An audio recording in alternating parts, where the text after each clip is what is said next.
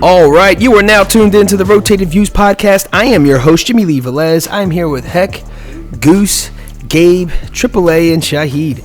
An anonymous Anomaly. In this episode, the crew welcomes special guest AAA. We cover topics that range from the music industry, collaborations, creative processes, the effects of COVID-19, and much more. We wrap the episode up with quotes from Napoléon Bonaparte and Billy Joel. Guys, if you're new, thank you for joining us. Don't forget to download and subscribe. We drop a new episode every Tuesday morning for your listening pleasure. Kicking things off, gentlemen, thank you for joining us. We appreciate it. Thank you for having us, man. For sure. I know you guys traveled a little bit, so thank you for that. We're here at Miguel's Riverside Barbershop, 105 Market Street, Bristol, PA. So, for those of us don't know who you are and what you do, let us know. So basically, I guess you could say I'm an artist. I'm a little bit of a jack of all trades, but primarily I'm a recording artist, and I make beats and everything too. But before this year, I was throwing a good amount of shows as well, like booking other artists and talking to the venues and coordinating the schedule and the whole deal. Yeah. But yeah, really, I'm just I'm pretty passionate about music and such. So, I mean, that's really what I'm trying to do. I'm trying to have a good impact, a positive impact through music and good energies and stuff like that. So how did you get started in the music industry? Was it something that you just listened to, recording artists that you liked? I guess I guess if you really got to get down to it, I guess I started writing. I was like, some girl broke up with me in high school. You know what I mean? Yeah. I feel like that's. And you want to express yourself, and so one thing leads to another. Yeah, that's how it. No, I mean, I guess really to begin with, it was something like that. But then it was just a good outlet. Yeah. You know what I mean? Yeah. And then what about the beat making? Was it more of something that just kind of went hand in hand with it? Yeah, the more I got involved with music, like I said, it kind of started with more lyricism and writing and whatnot. And then I just wanted to get more musical with it. I kind of learned the drums a little, guitar a little, piano a little bit, but not anything crazy, just a little bit. But yeah, man. So I guess to begin with, it was woman-girl problems, and also in high school, I used to play sports injury. I used to play sports, and I tore my labrum or whatever. Wow. All simultaneously. So music just really helped me. You know what I mean? All at the same time. You know how it is when you're 16 and you're growing up. Yeah, for sure. So explain how you got your name, right? So you're as the artist, AAA. So explain a little bit about that. Yeah, so kind of when this was happening, I was like, what's a good name? We're all trying to find good names and stuff. So I'm like, what's a good name? And I want to be about something. So it kind of means AAA is kind of an acronym for an anonymous anomaly. And it kind of means anonymous, everyone I feel feels that way sometimes. They feel like a ghost or another face in the crowd. And also everyone feels like an anomaly sometimes. They stand out. If it's your birthday or whatever. Yeah. So I feel by being yourself, you naturally do both.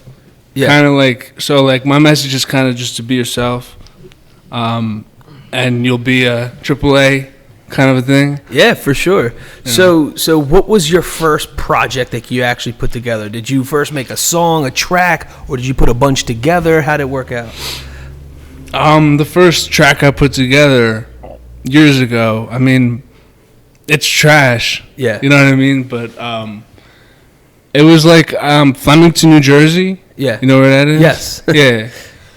So this dude had a studio, and I don't know, I would just go to the studio and record beats. Or no, actually we made beats. He was pretty good. He was pretty musical. And we would make kind of beats from scratch, and it was a 6-song project called Clarity. Okay. No, it was called that's it's a new project I have, Clarity, but it was called Reality Check. And that was my first project, a 6-song CD. And how long ago was that? Probably like 6 years ago. Wow. Yeah, Wow. a long time ago. Yeah. So how do you feel that you just said your latest is Clarity? How, let's talk a little bit about growth and music production and how you differ from when you first started. Yeah. Like definitely at first I didn't really work with many people. Like this is my friend here, Shaheed, and we'd be making some music together. But like part of growth, I guess, is more collaborations with people. And I don't know, just like I said, at first I really was not very good. I mean, I feel like I was a pretty good writer always, but I wasn't very good. And just as time went by, like work ethic, like if you love something, you'll just do it. So like kind of doing a lot of it, and I feel like I definitely have, I might not be the best at this and that, but like I definitely have certain unique skill sets that I've acquired. Yeah. Through kind of work ethic and such. Yeah. But, so I know when like when groups, or they're not groups as in like a singing group, but like when Rockefeller first came out, or like Dipset, it's when they're like together. It's almost like they're creating another energy, it's right? It's the unification. It's the energy. It's the power of just being there. All of us being here tonight. Yeah. We showed up, you know what I mean? So it's like, if you can always consistently show up for a long-term process, you could see results that, that would surprise you, you know what I mean? And I was actually just watching Tyler, the Creator, came up with some song. He had a track with it was with Kanye West and Lil Wayne, and I guess Tyler, the Creator, and Lil Wayne did their part, and then they flew out to Kanye's house, and Kanye heard their part, both their verses, and they said he literally trashed his piece of paper. He said, "No, you guys are gonna make me work now." And so it's just that energy you build off of each other, because he could have just did, and that's when it becomes fun. You know what I mean? There's a fun competitiveness to that. Exactly. Right. And I guess just magic happens too from that. Because you could be down now, and then your friend's like spitting fire, and it's gonna pump you up. You're like, oh, you know what, I'm going in. Definitely. But you have to be aware of it and not, be like, it has to be a friendly competition. Exactly. So attached to it. Healthy. Treat it like an art too, and make sure you love what you do. You know what I mean? Did you guys, like, speaking of Kanye West? I just heard that story today, which is crazy. That's crazy. Speaking of him, like, trashing that, did you guys ever bag, like a verse, a track, a song, whatever? Oh, making beats? All the time. He has challenging verses that make me want to better my craft. Definitely. Of course. So yeah, I know that feeling. Yeah, for sure. Some people they just stick by what they know. So whatever they have, sometimes they just leave it. If someone does better, you do better on that track. It might sound crazy, but I have like. But the next one. Yeah. I feel like I have like 60% of my shit I like throw away. You know what I mean? Like a lot of it. It's like, I'm like, this isn't that good. It might not even be that bad, but He's a Taurus. He's very creative. He's very if you believe in astrology, passionate about his art, or whatever you believe in. That I'm just telling you him as a person and me knowing him. Yeah. You know what I mean? Yeah. All right, so let's talk about creative processes, right? Because everyone's totally different. Yeah. You could be on a train ride home, get totally inspired by artwork that's graffitied all over a building, right? And it'll just go from there. But let's talk about, like, if you want to put in time or put in the work. Is it late night, early? Doesn't matter. It's just whenever you're inspired, you stop everything, you start writing, typing, talking into your phone. What's your process? I definitely feel like Good question. I have to be in a certain mood or whatever, and I feel like I can create that mood on my own. Of course. So like, I don't rush anything, but I pretty much work, and when I have free time I make music or I eat, pretty much. How about you? When the time, I feel like when the time comes, between balancing everything between work and family and the creative process is like your getaway too. So once you put that in your like schedule and your regimen, it's like whatever you do after work or before work. Yeah. So I know everyone's different. A lot of when, I guess this was more back in the day when you actually had to go to an actual studio. 'Cause now you can pretty much, figure something out for yourself on with all the tools that are available. But when you go to a studio and it's recording time, right?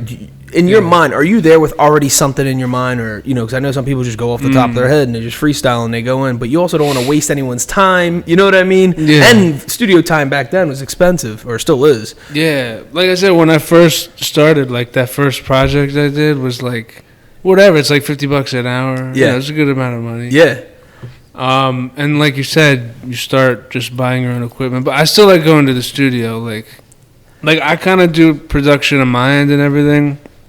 But there's still like some plugins I need to get, and like some things like I'm still, because I want to really be professional, like make it really sound good. Yeah. So like I'm club, so I still like going to the studio sometimes if I can, but it's definitely convenient to have, because I do have a little setup like in my crib, so it's nice. It's comfortable. Yeah, for sure. So when you're putting a project together, a piece together, a track, whatever. Do you ever get stuck, right? So, like, you want to put, like, a full song together, but you only have, like, 2 16s or 1 16. Like, I just don't want to slap this together. This is too good. Do you have stuff on deck that if you get inspired again about another breakup, let's just say, and it's that topic, and you can insert there? Yeah, I mean, you know what I mean? I have, like, you know what I mean? Like, it's cool because you can write a verse for one beat and then... Yeah. Like, it's not that great, but then another beat comes and you use the same verse, and then it's pretty good, you know what I mean? So, I have a lot of stuff on deck, I guess you could say. Yeah. But I don't know, I don't even think about it, but yeah, stuff's on deck, for sure. It's like opening a new tab on your page and then going back to it. 1,000%. Like going back to a song, like, when it comes to you, Yeah. But you're always working on something, so it's like another project. Let me put this... for later. Let me do this when I'm alone, blah, blah, blah. For sure. Yeah. And life happens, right?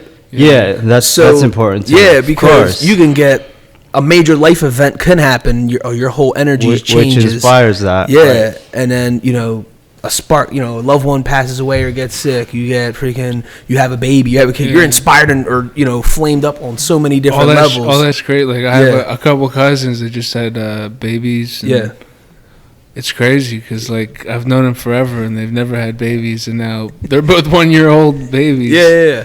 And it's like, so, like, anything could happen, like you're saying. Yeah, for sure. Pulling that inspiration. So, talk about an entire project, right?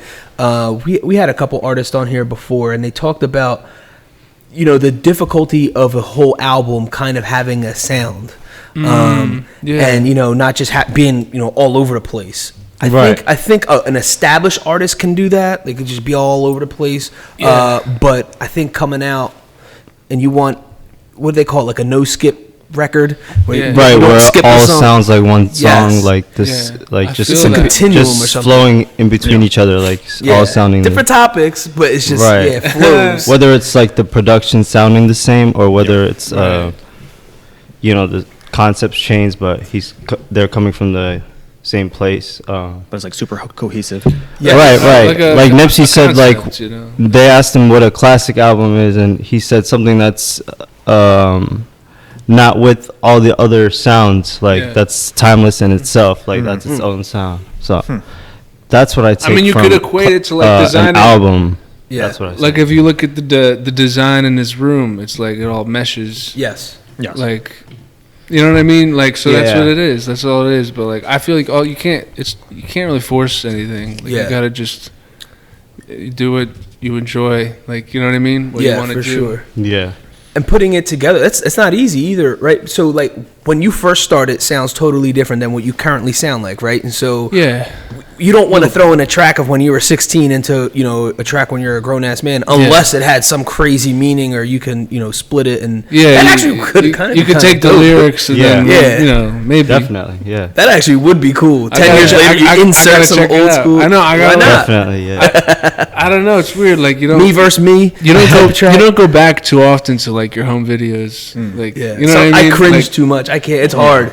I know. It's hard to even hear yourself. You're like, oh my gosh, that's what I sound like. Like every now and then you go back. Yeah. You go back. Yeah. Mainly to laugh though. I know. It's like I gotta see what was up. You know. So much growth has happened. Right. Looking at what you're wearing, what you said, it's funny actually. Yeah. But we just actually had a podcast last week titled "Man in the Mirror," and we talked about reflection, and you have to look back just to learn from that, use it as stepping stones. You know what I mean? A little bit, So how do you pick someone to be featured, right? So money's one thing, and we all know, mainstream, artists, they can pay someone $500,000 just to jump on the track. I understand that, but I'm saying locally, when you're really trying to have a sound and lift off, so to speak, you don't just have, let's just say, anybody on, right? It has to kind of make sense. No, definitely. Like I try to be totally open with everybody. And work with everybody for sure. At the same time, I get picky about my own song. Like, I'm not just gonna put any song that I make out. So it's not even about the person. It's like if the song's good, and we'll put it out. You know what I mean? But at the same time, like I have songs with like High Res, the rapper, like On Q, God, and I gave them like we do business and stuff, but I like to mix it up. Like Shaheed's my friend. Like, I'll be making songs with like people I connect with, probably not even on a music level first. And then the music usually is good when that happens. But just meeting people, like I started doing open mics a while back, and just meeting people and kind of growing from that. We started doing shows and stuff, and like I said, man, like if you're good and it's like just a mutual respect, positive attitude, and like we'll make something good. That's what I'm looking for, basically. There's a comedian, Bill Burr. He, before he puts on I guess like an hour-long production, if they make like a movie out of it or whatever, he does what you just said, like an open mic, just to get the rust out, and he runs through his jokes basically to see what the crowd's laughing at, what they're not laughing at, and then he'll switch it up or whatever. I know Kevin Hart, which is crazy. When I went to Temple University, Kevin Hart was a no one, and he came to our school. I paid $15 or $10 or $15 to watch Kevin Hart. And wait, what year was this? This was like 03, 04. Wow. Yeah, and he. Wow, yeah, that was a minute ago. That's awesome. Cat Williams, put it this way, Cat Williams was the man at that point. And so they would go to colleges to do their jokes to see what they would laugh at, and then just and then put their. So do you guys do that? I like that you said you go to open mics, just get it out there. Say, even if you're not doing any of your tracks, just get that poetic like juice or vibe flowing. Right. You know what I mean? Yeah, just like freestyle something. Yeah. Or something. I mean, college, like, I don't know, like that's kind of where money comes in a way. I mean, not really, and also like connections. Like if, like, let's say someone who goes to the school, it helps a lot. Yeah. But like, we've never really ventured into that. I feel like we were all gaining pretty good momentum before the COVID. Yeah. In terms of like live shows, and then with the COVID, you can't really do live shows. Yeah. I mean, especially around here. Yeah. I heard in Florida, like they're in certain states they're a little more lenient and stuff. But at the end of the day, it doesn't really matter, and it's more like a waiting game. But I feel like, that's why it's probably good to be prepared, like coming out the bat when things are better. So it's more virtual, so we're just adapting to whatever's happening. That's true too. Yeah, with the well, I love performing. I start with him, open mics. So that's why I really started like really loving it. Yeah. And then eventually making more music and taking it. I was good at college English. I would always get A's. So it's like right there. I just thought like I knew I was a good writer. Like I had something. Yeah, for sure. So I'm still here. Yeah, absolutely. So talk about that. Talk about performance. What like the energy you get from the crowd, or just the energy of you releasing your art. Yeah. It's a definitely a certain feeling you get. You think it's like a high, right? Yeah, you think of your Jimi Hendrixes, your Al Greens. You think of all that great stuff. And like I don't know, we've done stuff in front of like 100 people, and then like 2 people. Yeah. With the open mics and whatever. Sure. Sometimes that. So like I don't know, man. Still the same passion though. It's I guess I would say it's funner to do it in front of 100 people. Yeah. Yeah, for sure. The feedback's definitely different. Yeah, no, and that's the whole thing. Like connecting with the crowd. It's not even really like I feel like you'll go to concerts sometimes, and like you're not really connecting with whoever's on stage and then like other, it's good to connect with whoever's on stage. Yeah. Like as a witness or on the other side. Of course. On both sides. Speaking of that, one of the things that I always bring up with artists, because I don't think it's talked about enough, is how personal your work is to you, right? And you kind of feel like self-conscious in the beginning, even if you know it could be fire. But it's like, dude, this is like you poured your heart and soul into something. And to get judged by other people when you're performing or you release something, how hard that is. Yeah. Not a lot of people talk about that. Yeah. Because you're putting yourself out there. Yeah, it's people are very sensitive about how other people portray them, so it's kind of like a balance you got to keep, and not take anything too constructive, and not let it destruct you, because originally like music was for therapy and mental health and getting people through something and relating that to someone, so you don't want to lose what the bigger picture was. For sure. And everyone's different these days, especially in music. Like the array of like genres that kids are making music is amazing. So it's a good time to be here. They and you got to have some thick skin, because you jump on those comment sections. I feel in a way you almost have to enjoy it. You know what I mean? Yeah. Like, because it's ridiculous at a certain point. You know what I mean? Because it's like, who cares? You know what I mean? You kind of have to feel that way. Like, I guess you could call it thick skin, but you know what I mean? Because at the end of the day, there's mad people who support and like, so you just focus on that instead of the other. Yep. And I feel like that's a good key too. But so I don't know. Yeah, you can't really get too attached to it. Yeah. Just put it out there and be okay with it, because once you release it, it's one of those things to be confident in or proud of. This is what I did. This is what I'm putting out. I'm sticking with it. You know what I mean? Yeah. And like, it's good to be open too to criticism. Of course, of course. But I think it's the criticism that definitely, like what you're saying, is constructive versus someone just hating for no reason or just saying trash talking for no reason. He's trolling it. Yeah, just trolling. Yeah. You gotta be able to decipher, I guess, the difference. Yes. Yeah. Yep. So, all right. So what do you guys think about the current state of music industry right now? Talk a little bit about how hard it is to get in. I think it's I think it's crazy, because like you look back to, I grew up kind of like my dad would always listen to classic rock a lot on the radio. Like I didn't even really listen to music too much, but I like started listening to Pink Floyd and the Beatles and various things like that. And it seems like it was different back. You know what I mean? Yeah. Like it's just amazing how things evolve. And like I do feel like there's probably even better music out now, but it's like so saturated. There's so much content out there that it's tough to find it. And the stuff that kind of goes to the top, I do think it's good in terms of like, I don't know if it's better now. I mean, no, I'm saying a lot of music is like reinvented from back then. So yeah. Well, I don't know. I'm just saying there's in terms of the sound quality. Yeah. But don't you just sound quality is better. To speaking to that point, don't you think though more things are just being heard too? So what if there was all the same amount of content out there? We didn't have social media, so we didn't get to hear everyone's version of whatever the latest. That's true. What I mean? Yeah, it's a different time. Well, I just feel like a lot of the stuff that makes it to the top is kind of like generic and like probably doesn't have the best message, like in terms of being a human being or whatever. So I think that's a problem and something that's maybe needs to be dealt with in the music industry. Who knows if it will be, but I heard something before. It was like that.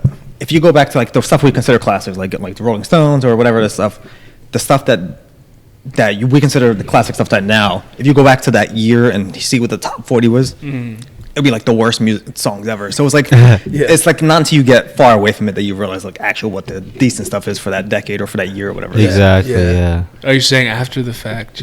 Yeah, because you can filter that a lot more, I guess, later on because there's a lot more out there. But in the moment, it seems like it's nothing but trash on like top 40s. Because I'm only looking at it as from a retrospective. Or Yeah. Yes. Yeah. I'm a little, so yeah, no, I can understand that for sure.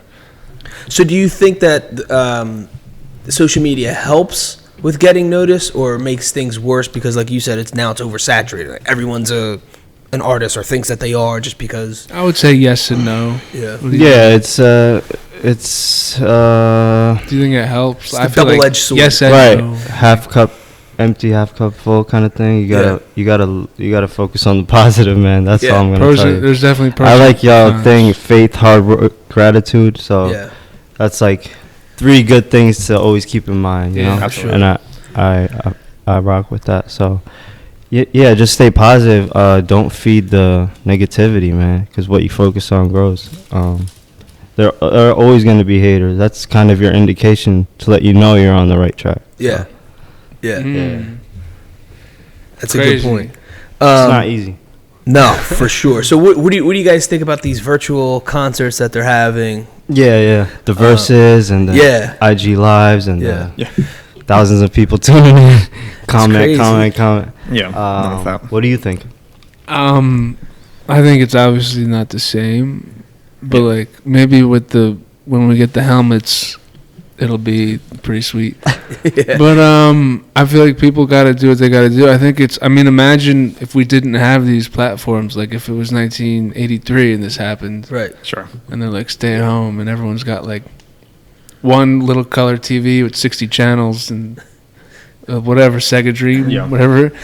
And that probably would have been cool. So like it's good that we were able to FaceTime each other and stuff like that, I think, in a way. But at the same time, you can't replace the live Absolutely. experience. Yeah. There's really Yeah. nothing. There's like nothing really like it. Something like reacting to the people directly in front of you. Yeah, it's something different. Even, it's something different. So maybe if they get the technology right where it feels exactly the same, Sure. which it's scarily they might. Yeah. So. Eventually we'll get there. It is awkward Yeah. because I was watching like a preacher like preach in an empty church, and it's funny because there's zero feedback, and it was like probably about the time he said something powerful. You're waiting for a clap or an amen, and nothing came out. You You're just like- gotta have integrity. and then he man. just kept looking down the paper. It was like you could feel like he was drained. He had nothing left. He's like, "Dude, I'm giving my heart out, and I'm getting no feedback." Interesting. Right. Yeah. I like that. It feels that way sometimes. It's like the NBA too. Yes, Fans. it looked like the D League when we started watching it. all sports, kind of. All sports, yeah.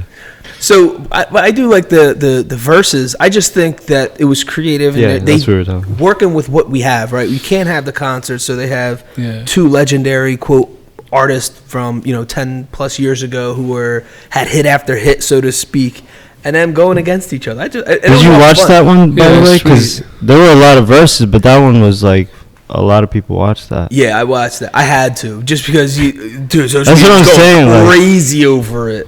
That was hard. So these 2 artists, it was Gucci Mane and Jeezy. That's what you're talking about, right? Yeah, of course. So they had crazy beef back in the day, like crazy beef, literally, Like real life. like real life situation. Gucci Mane shot Jeezy's boy and killed him. Like it was crazy. Out of self-defense, nothing Self-defense. crazy happened Yeah. to him. So they hated each other all these years. So finally, they're grown men. I think they're Jeezy's like in his 40s, and I think so is Gucci.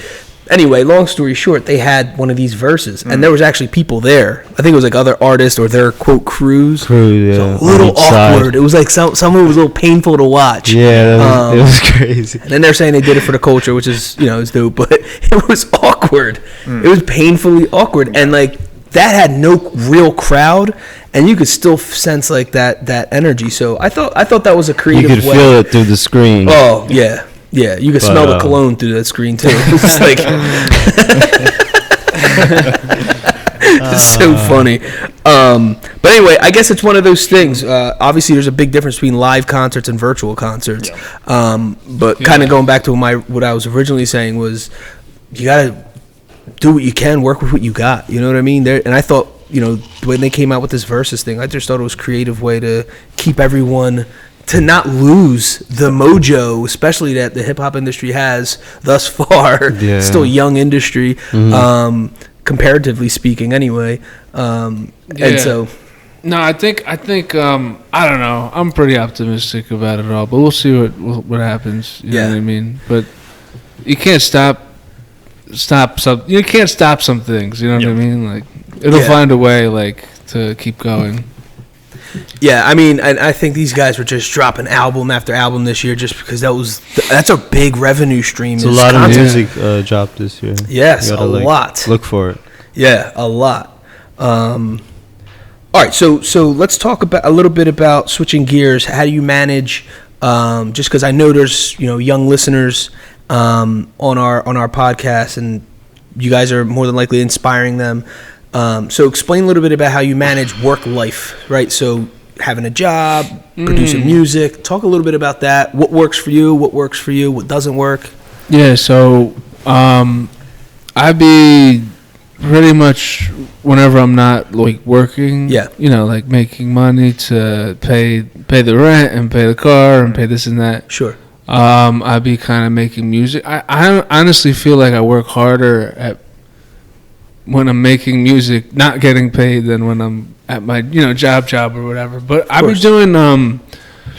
I'm a big believer in hustling or whatever. Like I be doing Uber a lot. I'm starting a dry cleaners up in Califon, New Jersey. Okay. It's like Hunterdon County, but like pretty far up north. Okay. Middle of nowhere, kind of like little town. Yeah.